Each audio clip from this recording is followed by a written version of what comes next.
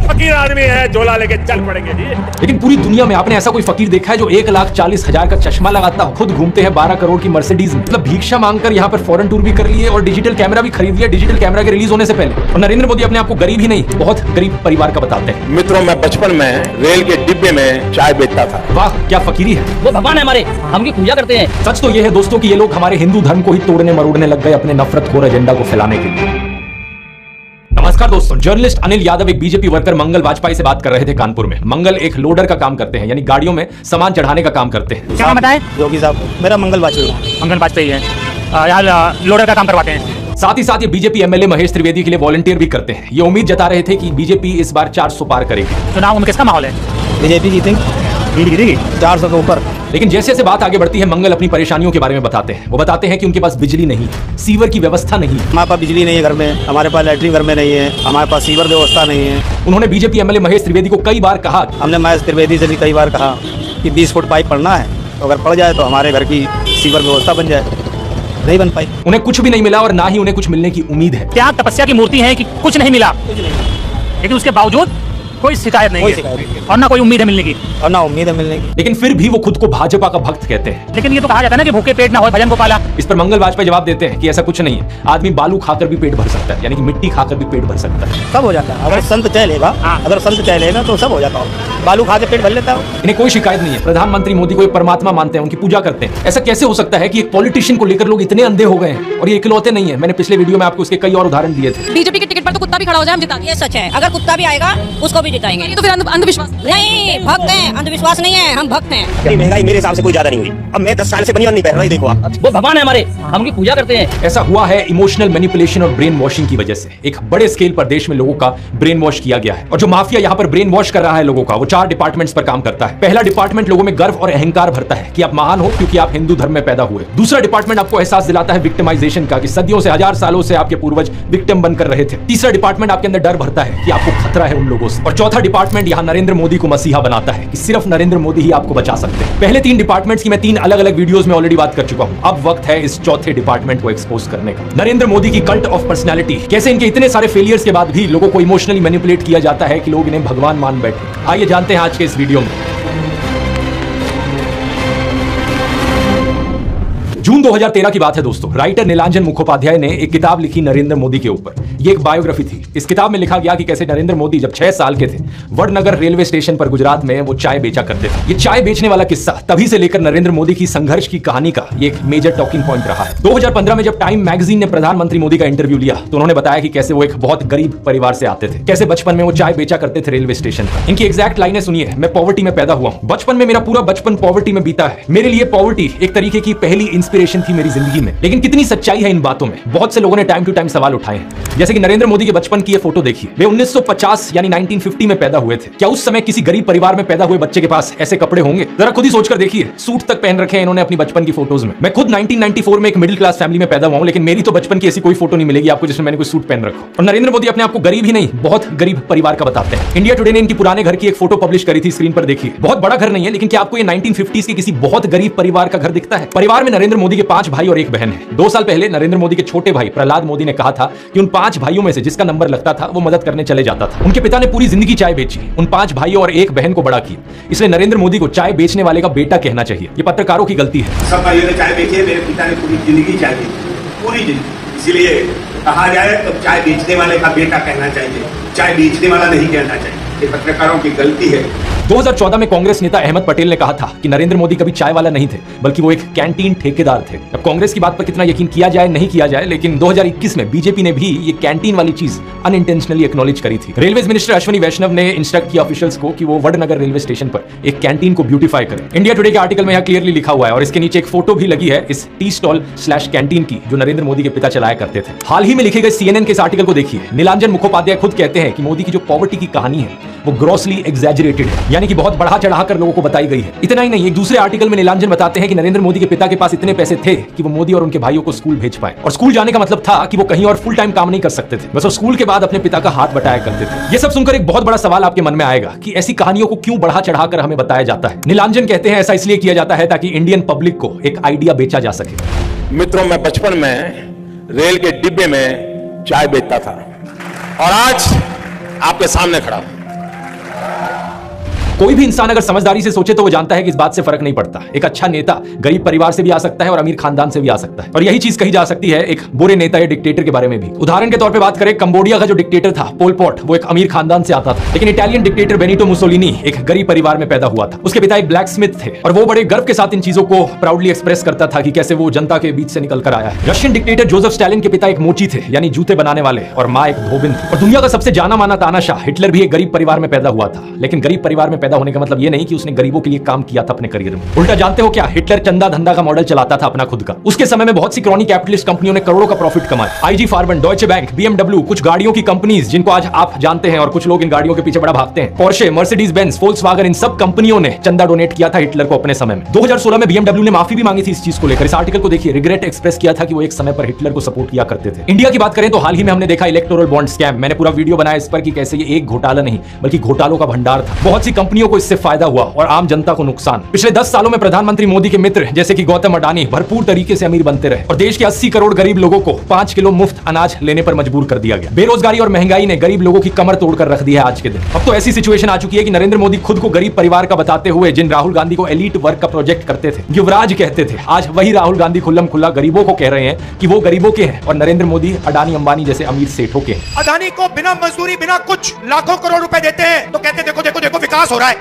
हमने मनरेगा किया, मजदूरी के लिए पैसा दे रहे हैं और कहते हैं गरीबों की आदत बिगाड़ रहे हैं। मैं आपका हूं, वो उनके हैं। राहुल गांधी कह रहे हैं कि जितना रुपया नरेंद्र मोदी ने अडानी को दिया है उतना रुपया वो देश के गरीब लोगों को देंगे। और मैं देश को फिर से दोहरा के कह रहा हूँ, जितना पैसा नरेंद्र मोदी जी ने इनको दिया है ना, उतना ही पैसा हम हिंदुस्तान के गरीब लोगों को देने जा रहे हैं। महालक्ष्मी योजना, पहली नौकरी पक्की योजना, इन योजनाओं के माध्यम से करोड़ों लाखपति बनाएंगे। इन्होंने 22 अरबपति बनाए, हम करोड़ों लाखपति। प्रधानमंत्री मोदी इसका ज्यादा जवाब दे नहीं पाए। उल्टा उन्होंने कोशिश करी थी ये कहने की कि अडानी अंबानी एक्चुअली में कांग्रेस के साथ मिले हुए हैं। जरा एक शाहजादे कोशिश करें इस चुनाव में ये अंबानी अडानी से कितना माल उठाया है। मार्च में आई इस रिपोर्ट को देखिए, भारत में इनकम इनइक्वालिटी 100 साल में सबसे ज्यादा हो गई है। इतनी बुरी हालत अंग्रेजों के जमाने में भी नहीं होती थी। ऐसे में अगर राहुल गांधी ने संकल्प लिया कि अगले 5 सालों में वो सभी 22 करोड़ गरीब लोगों को गरीबी से निकाल देंगे तो इसमें क्या गलत किया। लेकिन पीएम मोदी इस बात पर भी तंज कसने लगे। उनके पास खुद कोई अपना विजन नहीं है। 80 करोड़ लोगों के हाथ में कटोरा पकड़ा दिया और अगले 5 सालों के लिए यही 5 किलो अनाज वाली स्कीम एक्सटेंड कर दी। ना रोजगार का कोई प्लान बताया है, ना महंगाई कंट्रोल कैसे होगी ये बताया, ना गरीबी कैसे हटेगी ये बताया। और जब राहुल गांधी ने सबके लिए रोजगार की बात करी तो प्रधानमंत्री मोदी उनका मजाक उड़ाने लग गए। कांग्रेस के शाहजादे ने अभी घोषणा की, आप भी सुनकर के हंसोगे। सुनाऊं, जोरों से हंसना पड़ेगा आपको। और आपको ये भी मालूम कि ये टेम्पो में पैसा देते हैं, क्या ये आपका पर्सनल एक्सपीरियंस है क्या? फरवरी 2020 में गुजरात में नमस्ते ट्रंप इवेंट हुआ था तो गरीबों को छुपाने के लिए एक 1600 फुट लंबी दीवार बनाई गई थी। जरा खुद सोचकर देखो, 1995 से लेकर 2020 25 साल से गुजरात में बीजेपी की सरकार थी, जिनमें से 3 बार तो खुद नरेंद्र मोदी ही चीफ मिनिस्टर थे, लेकिन इनसे गरीबी नहीं हटाई गई, उल्टा ये गरीबों को छुपाने लग गए। G20 समिट के समय दिल्ली में भी यही हुआ था। कुछ बस्तियों को हरे पर्दे के पीछे ढक दिया गया था, यानी कि इन गरीब लोगों की मूवमेंट को भी रिस्ट्रिक्ट कर दी। इसी के तहत ये पूरी दुकानें यहाँ से ढक दी गई हैं। जो थोड़ा झुग्गी टाइप घर थे उनको भी ढक दिया गया है यहाँ पर। सोचिए कि कितना डीह्यूमनाइजिंग है। कोई आपसे कहे कि तुम अच्छे नहीं लग रहे हो, तुम तो एक दाग धब्बा हो, वो गोरे सेठ आ रहे हैं हमारे देश में घूमने, तुम्हें एक पर्दे के पीछे छुपा दिया जाएगा। कैसा लगेगा आपको ये सुनकर? उन गरीबों की सोचो, उन्हें कैसा लगा होगा। कहते हैं कि यहाँ जाओ, उस गरीब को तो भगा सकते हो, उस अमीर को भगा के देखो ना। तो इन सब चीजों के चलते नरेंद्र मोदी की जो गरीब परिवार वाली ब्रांडिंग थी अब ये लगभग खत्म हो चुकी है। लेकिन उनके कल्ट ऑफ पर्सनैलिटी का ये केवल एक हिस्सा है। दूसरा हिस्सा यहाँ पर आता है उनके परिवार को लेकर। व्हाट्सएप पर और गोदी मीडिया के जरिए आपको बार बार बताया जाता है कि नरेंद्र मोदी इतने महान है क्योंकि उन्होंने देश के लिए अपने परिवार को छोड़ दिया, अपनी पत्नी को छोड़ दिया। देखो, वैसे ये एक पर्सनल मामला है, किसी पति पत्नी की आपस में ना बने ये कोई बड़ी चीज नहीं है, बहुत से लोगों के साथ ऐसा होता है। लेकिन यही लोग खुद इस पर्सनल बात को बीच में लाते हैं इसे अचीवमेंट के तौर पर दिखाने के लिए। देश के लिए पत्नी को छोड़ दिया, कुछ सेंस है इस बात का? पूर्व प्रधानमंत्री लाल बहादुर शास्त्री जी ने तो अपनी पत्नी को नहीं छोड़ा, तो क्या वो देश के लिए काम नहीं कर पाए? महात्मा ज्योतिबा फूले की पत्नी सावित्रीबाई फूले के बारे में तो सब जानते हैं, क्या उन्होंने देश के लिए महान काम नहीं किया? आपने अगर रामलीला देखी है तो उसमें भी देखा होगा कि कैसे सीता जी ने भी भगवान राम का साथ दिया वनवास में और राम ने उन्हें बचाने के लिए क्या क्या नहीं किया। तो व्हाट्सएप यूनिवर्सिटी की एक ऐसी घटिया नारी विरोधी मानसिकता है जहां आप औरत को एक अड़चन की तरह देखते हो, जहां पत्नी को छोड़ देने को एक अचीवमेंट की तरह दिखाते हो। और केवल पत्नी ही नहीं बल्कि नरेंद्र मोदी के परिवार को लेकर भी व्हाट्सएप माफिया यही बात फैलाता है। अरे औरों की तो छोड़ो, नरेंद्र मोदी खुद इस बात को बार बार दोहराते रहते हैं, कहते हैं कि उन्होंने अपने परिवार को देश के लिए छोड़ दिया। मेरे देशवासियों, मैंने घर, परिवार, सब कुछ देश के लिए छोड़ा है। पंजाब केसरी अखबार ने तो उनकी चरण वंदना करते हुए उनकी तुलना भगवान बुद्ध और महावीर जैन से कर डाली। लेकिन इन लोगों से मैं पूछना चाहता हूं, कभी भगवान बुद्ध ने अपना घर छोड़कर ऐसे बयान दिए क्या? सम्माननीय आदरणीय दीदी, आदरणीय दीदी, ओ दीदी, किसी औरत को कांग्रेस का विधवा कहा, 50 करोड़ की गर्लफ्रेंड कहकर अपमानित किया, समाज में नफरत का जहर बोया। सत्ता पाने के लिए भगवान बुद्ध ने यह सब नहीं किया था, वो तो खुद एक राजकुमार थे। वो तो सत्ता को, महल को और सिंहासन को छोड़कर जंगल में गए थे और उनके पीछे उनके माँ बाप, उनकी पत्नी यशोधरा और उनके बेटे राहुल तो राजमहल में सुविधाओं के साथ जी रहे थे। और जब बुद्ध की ज्ञान प्राप्ति हुई तो जानते हैं उन्होंने सबसे पहले क्या कहा था? oshonews.com पर ओशो के एक लेक्चर का ट्रांसक्रिप्ट दिया हुआ है। जब बुद्ध को ज्ञान प्राप्ति हुई तो पहली बात उन्होंने अपने शिष्यों से यह कही, मैं यशोधरा के पास जाना चाहता हूं, उससे बात करना चाहता हूं। यह सुनकर आनंद व्याकुल हो गए, बोले कि यह ठीक नहीं है, लोग क्या कहेंगे। बुद्ध ने कहा मुझे उसका धन्यवाद करना है उसकी मदद के लिए, और जो मेरे साथ हुआ, जो मुझे मिला, इसका कुछ हिस्सा मुझे उसे देना है, यह उसका कर्ज है मुझ पर। और वो गए। यशोधरा ने उन्हें देखा, 12 साल का गुस्सा उनके अंदर था। वो बोली मुझसे कहकर तो जाते, क्या मैं तुम्हें रोकती? इतना भी विश्वास नहीं था मुझ पर। बुद्ध ने माफी मांगी, ये कहा कि मैं ना समझ था, अब समझ आई तो वापस आया हूं। सुनो, कुछ अद्भुत हो गया है। मेरा पहला दायित्व तुम्हारे प्रति है, इसलिए वह अनुभव तुम्हारे साथ साझा करूंगा। यशोधरा की आंखों से आंसू झरने लगे। आप प्रधानमंत्री मोदी का इंस्टाग्राम अकाउंट देखिए जरा। प्रियंका चोपड़ा और निक जोनस की वेडिंग रिसेप्शन में गए, उन्हें बधाई दे रहे हैं। इस वीडियो को देखिए, विराट कोहली और अनुष्का शर्मा के वेडिंग रिसेप्शन पे जाकर उन्हें गुलाब दे रहे हैं। मलयालम एक्टर सुरेश गोपी की बेटी की शादी में गए। टाइम्स नाउ की एंकर नविका कुमार के बेटे की शादी में गए। मुकेश अंबानी ने हॉस्पिटल खोला तो वहां बधाई देने पहुंच गए। इस न्यूज आर्टिकल को भी देखिए। नरेंद्र मोदी ने गौतम अडानी के बेटे करण की ग्रैंड एंगेजमेंट सेरेमनी को भी अटेंड किया। तो बॉलीवुड सेलिब्रिटीज और अमीर सेठों की शादियों में जाने के लिए बहुत समय है इनके पास। हालांकि इसमें कुछ गलत नहीं है, इनकी मर्जी अगर ये जाना चाहें तो। लेकिन सवाल यहां पर ये, क्या केवल अपने भाइयों और परिवार को ही छोड़ना पड़ता है क्या देश के लिए? एबीसी के इस आर्टिकल को देखिए। अवनी दास रिपोर्ट करती है कि अक्टूबर 2023 में मोदी परिवार उनके भतीजे की शादी के लिए इकट्ठा हो रहा था, लेकिन एक इंसान वहां से गायब थे, नरेंद्र मोदी। आपने फोटोज और वीडियोस में जरूर देखा होगा कि प्रधानमंत्री मोदी अपनी माताजी से मिलने जाया करते थे, जो कि अच्छी बात है। लेकिन कभी आपने नोटिस किया कि केवल वहां 3 लोग होते थे इस मुलाकात में? प्रधानमंत्री मोदी, उनकी माताजी और कैमरामैन। कभी कभार मुलाकात में 2-3 और लोग होते थे, लेकिन वो हमेशा और कैमरामैन ही होते थे। 3 साल पहले बीबीसी कॉरेस्पॉन्डेंट तेजस वैद्या ने प्रधानमंत्री मोदी के भाई प्रहलाद मोदी से बात करी और सुनिए उनका क्या कहना था। तेरे परिवार ने दूर रखवानी सूचना आपवामावे। इस बात को लेकर स्पष्ट निर्देश होता है कि परिवार के बाकी सदस्य दूर ही रहे। प्रधानमंत्री मोदी की भतीजी सोनल मोदी ने भी यही बताया कि उनको मना किया गया है। उनसे पूछा गया कि शपथ समारोह में बहुत से लोगों को निमंत्रित किया गया, लेकिन उन्हें क्यों नहीं बुलाया गया? तो सुनिए उन्होंने क्या कहा था। नरेंद्र मोदी जी ने प्रधानमंत्री का शपथ ली थी, तब देश में से कई लोग गए थे, तब आपको न्योता मिला था या आपको जाने की इच्छा हुई थी? इच्छा तो सबको होती है, पर अफसोस है कि हमें इनविटेशन नहीं दिया गया। G20 की थीम रखी गई थी वसुदेव कुटुंबकम, यानी पूरी दुनिया एक परिवार है। लेकिन खुद के परिवार को, खुद के भाई बहनों को अपने से दूर रखा जाता है इस तरीके से। आखिर क्या कारण है? भगवान राम तो अपने परिवार के साथ रहते थे। राम, लक्ष्मण, भरत, शत्रुघ्न, चारों भाइयों में कितना प्यार था। क्या इसका मतलब यह हुआ कि राम जनता के लिए काम नहीं कर पाए? उन्होंने तो राम राज्य स्थापित किया था, जहां कोई गरीब बेरोजगार दुखी नहीं था। मैं फिर से कहूंगा, ये प्रधानमंत्री मोदी का अपना पर्सनल मैटर है। अगर वो बॉलीवुड, अडानी, अंबानी जैसे दोस्तों के साथ ताल्लुक रखना चाहते हैं और अपने परिवार के साथ नहीं, उनकी मर्जी। मुझे प्रॉब्लम इस बात से नहीं है। प्रॉब्लम इस बात से है कि इसे अचीवमेंट की तरह क्यों दिखाया जाता है कि मैंने अपना परिवार छोड़ दिया, देखो मैं कितना महान हूं। ये कोई अचीवमेंट होती है क्या? इसका साइड इफेक्ट ये हुआ है कि बहुत से हिंदू युवा ब्रेन वॉश हो गए हैं। होना ये चाहिए कि वो अच्छे से पढ़ लिख कर कुछ बने, काम धंधा करे, कुछ कमाए और अपने माँ बाप की सेवा करे। लेकिन नहीं, कुछ यूथ की क्या हालत हो गई है कि वो हाथों में तलवार लेकर मस्जिदों के सामने घूम रहे हैं। उन्हें भी अपने परिवार से, अपने माँ बाप से कोई मतलब नहीं। सेलिंग पॉइंट नंबर 1 था, मैं गरीब परिवार से हूं। सेलिंग पॉइंट नंबर 2 था कि मैंने अपने परिवार को छोड़ दिया देश के लिए। और सेलिंग पॉइंट नंबर 3 अब आता है फकीरी। नरेंद्र मोदी अक्सर कहते हैं कि उन्होंने भिक्षा मांगकर गुजारा किया।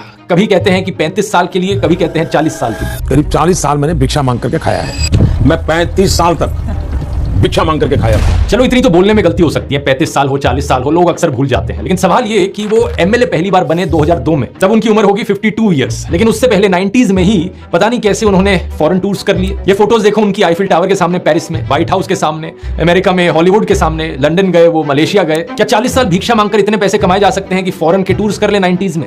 और साथ ही साथ इसी बीच में नरेंद्र मोदी ने बीए और एमए की 2 डिग्रीज भी कर ली अलेजिडली। ये कैसे हो गया? आप ही बताओ दोस्तों। साल 1990 में डायकाम मॉडल 1 रिलीज हुआ था, जो कि यूएस में लॉन्च होने वाला दुनिया का पहला कमर्शियली अवेलेबल डिजिटल कैमरा था। लेकिन प्रधानमंत्री मोदी अपने इंटरव्यू में बताते हैं कि उन्होंने पहली बार डिजिटल कैमरा 1987 या 1988 में यूज किया था।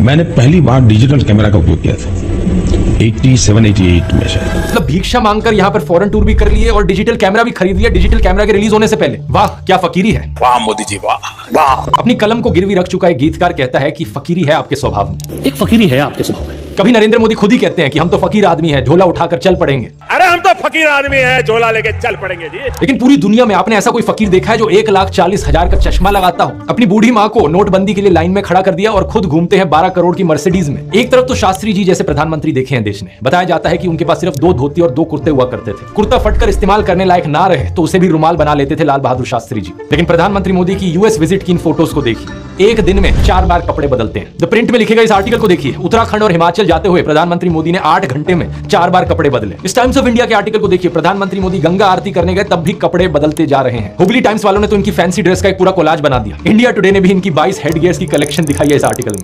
और इस इंडियन एक्सप्रेस के कोलाज को भी देखिए। अगर ये फकीरी वाली बात भी नहीं बैठती लोगों में, तो इस सब के बाद अगला हथियार आता है कि इनको भगवान का अवतार ही बना दो। ये एक बार नहीं, 2 बार नहीं, बल्कि कितनी बार कितने नेताओं ने बार बार प्रधानमंत्री मोदी को भगवान से कंपेयर किया है। और मोदी जी भारत के लिए भगवान का वरदान बन के आए हैं। भगवान नहीं, मनुष्य के रूप में नरेंद्र मोदी जी के रूप में अवतार लिया। हमारे माननीय प्रधानमंत्री जो खुद भगवान का रूप है, मोदी जी के रूप में श्री रामचंद्र ने जन्म लिया है। मोदी जी है ना, साक्षात भगवान महाकाल जी का अवतार है। मोदी राम और अमित शाह कृष्ण। अरे कुछ लोग तो मंदिर भी बनाने लगे। पुणे में एक बीजेपी वर्कर ने नरेंद्र मोदी के लिए मंदिर बना दिया। गुजरात में इनका एक मंदिर बना। तमिलनाडु में इनके लिए एक मंदिर बना। क्या मजाक चल रहा है। ये इकलौते नेता नहीं है जिन्हें भगवान से कंपेयर किया जाता है। एक समय पर एडोल्फ हिटलर को भी जीसस से कंपेयर किया जाता था। राजनीति में हिटलर की एंट्री की तुलना की जाती थी जीसस के रिजरेक्शन से। लेकिन उस समय सवाल उठा कि ये बात जमेगी कैसे। जीसस तो शांति की मूर्त थे। सूली पर भी चढ़ाया गया उन्हें, तब भी उनके दिल में कोई नफरत नहीं थी। बोले कि हे भगवान उन्हें माफ करना। जबकि हिटलर तो नफरत का सौदागर था, तो कैसे जीसस का इस्तेमाल किया जाए नफरत फैलाने के लिए और हिटलर को उससे भी कंपेयर किया जाए। इसके लिए हिटलर और नाजी लोगों ने बाइबल को ही बदल डाला। मजाक नहीं कर रहा। ओल्ड टेस्टामेंट जो थी बाइबल की, उसे ही हटा दिया गया उनके समय में। जीसस को इस तरीके से चित्रित किया गया कि वो ऐसा लगे कि वो यहूदियों के खिलाफ लड़ने वाले एक फाइटर हो। सिमिलरली बीजेपी के लोग बार बार नरेंद्र मोदी को भगवान का अवतार करके पुकारते हैं। लेकिन यहां भी दिक्कत वही आ जाती है कि नरेंद्र मोदी तो नफरत फैलाते हैं, लेकिन श्री राम की सूरत में दिखती है विनम्रता, सौम्यता, करुणा। राजा रवि वर्मा की आइकॉनिक पेंटिंग को देखिए, राम दरबार, जो कि हमारे देश के करोड़ों घरों में लगी हुई है। इस प्रॉब्लम का समाधान ढूंढने के लिए इनके लोगों ने राम की सूरत बदलनी शुरू कर दी। पिछले कुछ सालों में आपने देखा होगा ये एंग्री हनुमान और एंग्री राम की आइकॉनोग्राफी गाड़ियों के पीछे इसे लगाया जाता है, ये दर्शाने के लिए कि ये है असली में भगवान राम। चरित्र ही बदल दो भगवान का। रामायण में मुसलमानों का कोई जिक्र नहीं है, लेकिन इन लोगों ने रामायण को भी तोड़ मरोड़ दिया अपने नफरतखोर एजेंडा के लिए। 2016 में एक बीजेपी एमपी ने कहा कि मुसलमान तो रावण के डिसेंडेंट्स हैं। व्हाट्सएप माफिया वालों ने हमारे हिंदू स्क्रिप्चर्स में एक झूठा कोट इंसर्ट कर दिया, धर्म हिंसा तथैवच। जो चीज किसी वेद पुराण में नहीं थी, किसी रामायण महाभारत में नहीं थी, इन्होंने जबरदस्ती अपना नफरतखोर एजेंडा बीच में घुसा दिया। धर्म हिंसा तथा उच्चम। आपको जान करके आनंद होगा कि ये किसी भी ग्रंथ में कहीं पर भी नहीं लिखा हुआ है, और इससे आपके रोंगटे भी खड़े हो जाने चाहिए कि ये कौन सी सेंट्रलाइज्ड कॉन्स्पिरेसी यूनिट है जो इतनी बड़ी बड़ी साजिशें करती है कि जो बात धर्म ग्रंथ में लिखी भी नहीं हुई है उसको संस्कृत में लिख करके उसको चारों तरफ व्हाट्सएप से और दूसरे जरियों से फैला देती है। सच तो यह है दोस्तों कि ये लोग हमारे हिंदू धर्म को ही तोड़ने मरोड़ने लग गए अपने नफरतखोर एजेंडा को फैलाने के लिए। लेकिन अब बहुत से हिंदुओं को इनका एजेंडा समझ में आ गया है। इस तरीके का हमारे धर्म के साथ खिलवाड़ करना लोगों को अच्छा नहीं लग रहा है, इसलिए ये कार्ड भी अब फेल होता जा रहा है। तो इन बीजेपी वालों ने क्या सोचा कि अवतार से एक लेवल नीचे इन्हें सर्वगुण संपन्न शक्तिमान दिखाया जाए।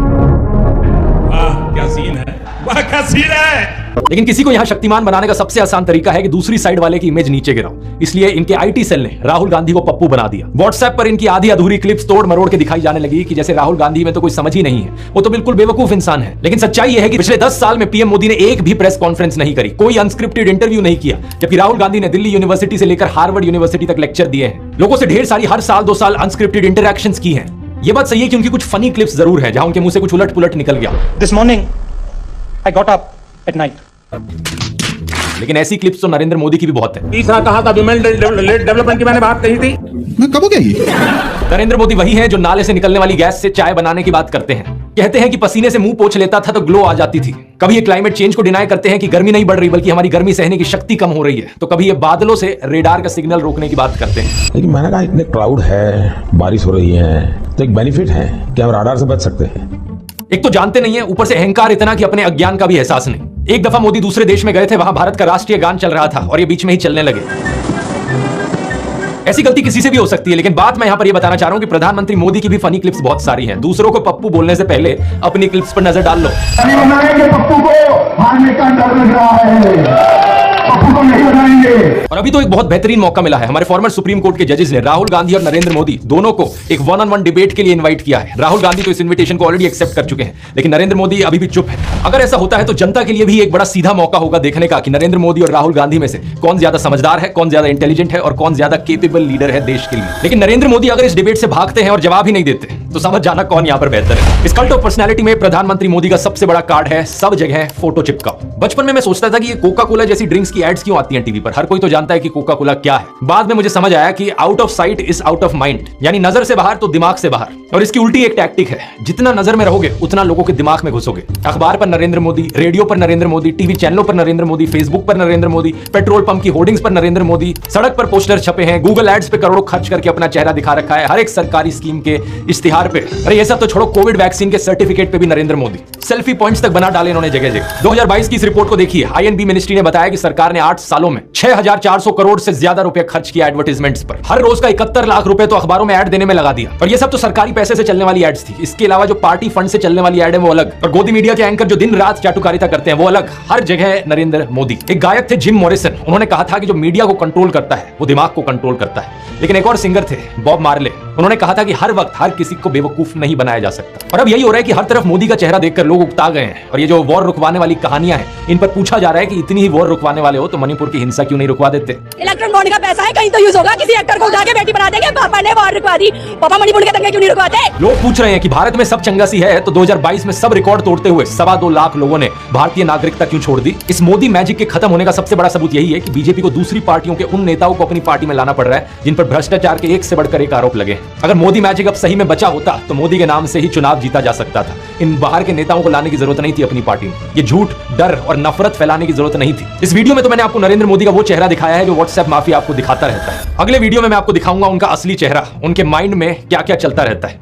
यहां मैं आप लोगों को धन्यवाद करना चाहूंगा क्योंकि आप लोग इतने जज्बे के साथ इनकी इस झूठ और नफरत की फैक्ट्री को तबाह करने में लगे हुए हो। हमारे इस मिशन 100 करोड़ पर लगे रहिए। ये देखकर खुशी होती है कि किसी का कमेंट आता है ये कहते हुए कि आपने एक वीडियो को 850 लोगों के साथ शेयर किया व्हाट्सएप पर। कहीं पता चलता है कि प्रोजेक्टर स्क्रीन पर दिखाकर आप वीडियो चला रहे हो राजस्थान की गलियों से लेकर वेस्ट बंगाल तक। किसी ने टीवी लगा दिया बाहर मुंबई में ताकि लोगों तक सच पहुंचाया जा सके। इसी तरीके से लगे रहो। हमें देश के लोकतंत्र को बचाना है, देश के संविधान को बचाना है। वोट करने जरूर जाना और अपने आसपास के 10 लोगों को कन्विंस करना वोट करने के लिए। वोट करना इस नफरत और झूठ के खिलाफ। मुझे यकीन है कि हम इकट्ठे मिलकर देश को बचा लेंगे। अगर आपने इस ब्रेन वॉशिंग माफिया के चारों डिपार्टमेंट्स के बारे में पहली बार सुना है तो इस वीडियो को जरूर देखिए। यहां पर मैंने शुरुआत से समझाया था पहले डिपार्टमेंट के बारे में। क्लिक करके देख सकते हैं। इनकलाब जिंदाबाद। जय हिंद।